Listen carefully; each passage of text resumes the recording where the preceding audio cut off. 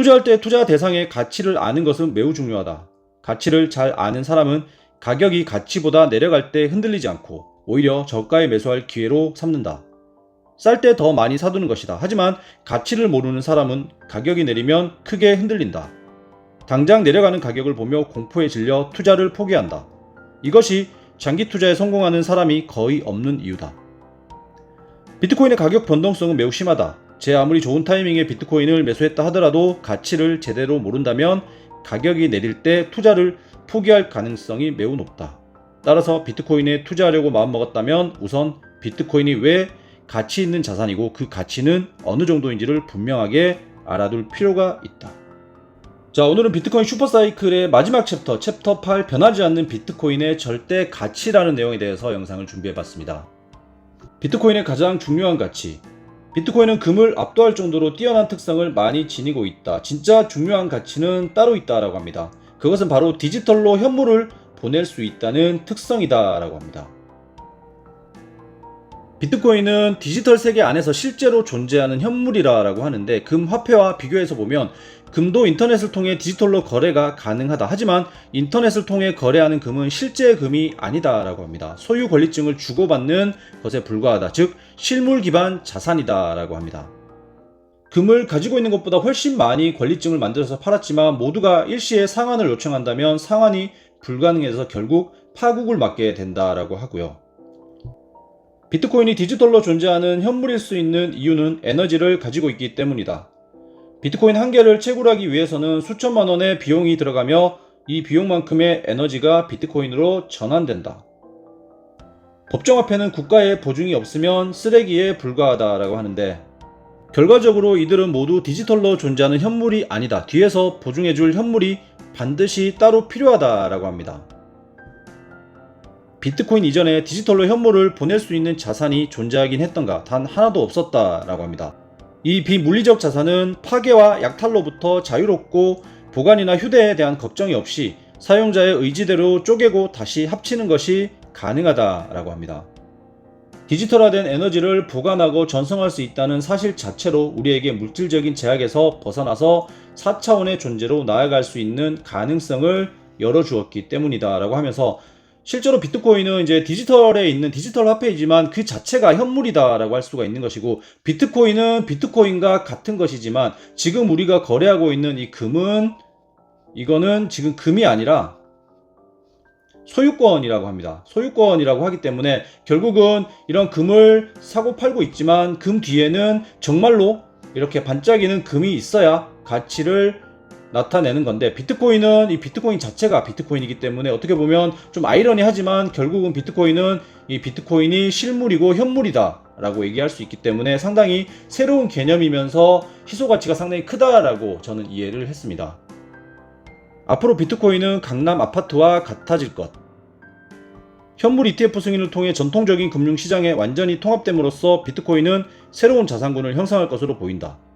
이에 따라 향후 다양한 포트폴리오에서 비트코인으로 자산 재분배가 시작될 것이다 라고 하는데 전 세계 자산시장 규모는 약 900조 달러로 추산되며 이 중 금이 12조, 자동차와 수집품이 6조, 그리고 예술품이 18조, 주식이 115조, 부동산이 330조, 채권이 300조, 현금성 자산이 120조 달러 정도이다 라고 합니다.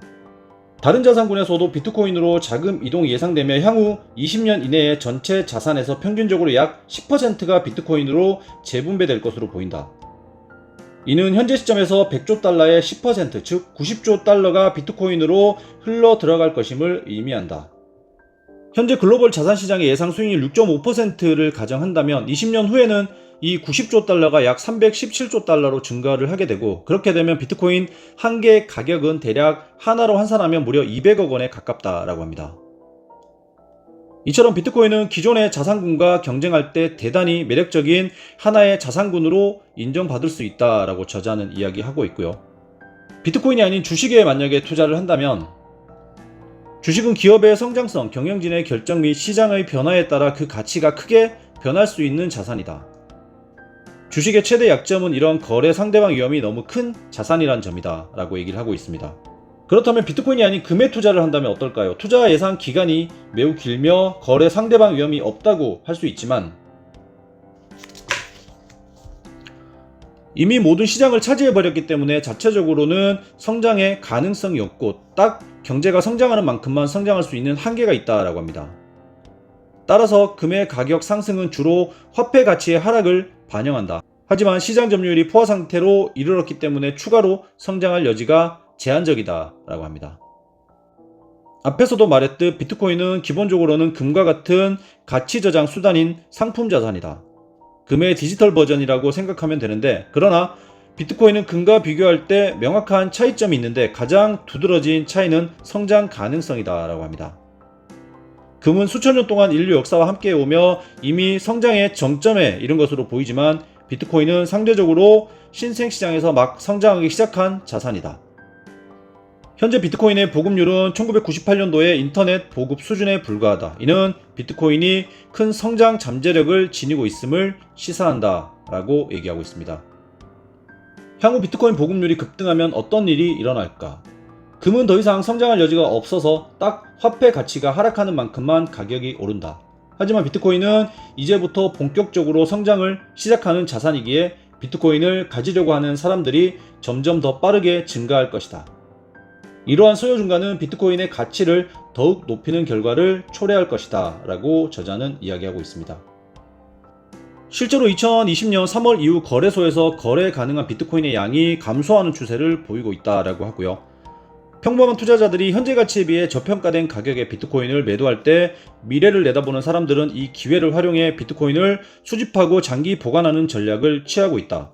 이로 인해 시장에서 쉽게 구할 수 있는 비트코인의 수량은 점차 줄어들고 있으며 이런 감소 추세는 앞으로도 가속화될 것이다.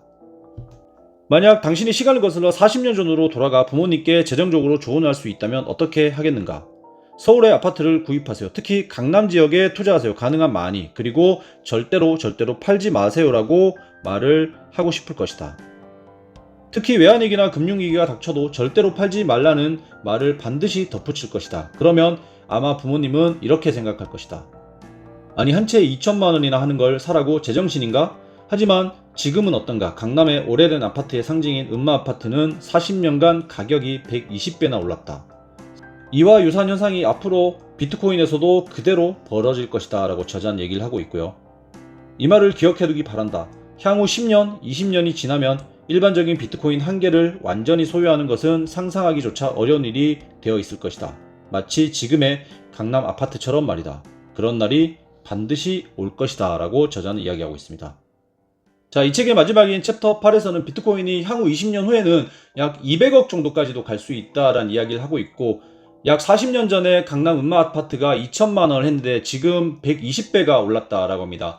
강남의 음마아파트처럼 앞으로 비트코인도 엄청난 가격 상승과 그리고 가치를 가질 자산으로 자리매김할 것이라고 저자는 거의 확신하면서 이야기를 하고 있고, 이런 확신은 그냥 어떤 상상이나 또는 어떤 기대감에서 나오는 것이 아니라 공급과 수요 그리고 비트코인의 특성들을 잘 이해를 하고 저자 나름대로의 분석을 통해서 내린 결론으로 보이고, 현재 세계 자산시장의 규모를 봤을 때 비트코인이 차지하고 있는 비중이 앞으로 점점 커질 것이고, 그 비중을 바탕으로 비트코인이 점점 커져간다면 이만큼까지 상승할 수 있다라는 이야기들을 하면서 상당히 좀 논리적으로 이야기를 하고 있습니다. 중간중간 물론 저자는 모든 것이 확실하다라고 얘기를 하지 않고 변수는 분명히 존재한다라고 얘기를 하고 있기 때문에 여러분들도 너무 그렇게 맹신을 하거나 또는 이것이 정답이다라고 생각하실 게 아니라 항상 열린 사고를 통해서 정말 머지않은 미래에는 비트코인이 투자 자산의 정말 한 축을 담당할 수도 있기 때문에 여러분들의 투자 포트폴리오에 비트코인을 추가를 해서 여러분들도 미래에 대비하는 그런 자세를 가지면서 열린 마음으로 한번 이 책을 읽어보시면 정말 좋을 것 같습니다. 이렇게 해서 비트코인 슈퍼사이클 마지막 챕터를 마치고요. 영상 도움이 되셨다면 구독과 좋아요 꼭 좀 부탁을 드리고요. 다음 시간엔 더 재밌는 책으로 또 찾아뵙도록 하겠습니다. 감사합니다.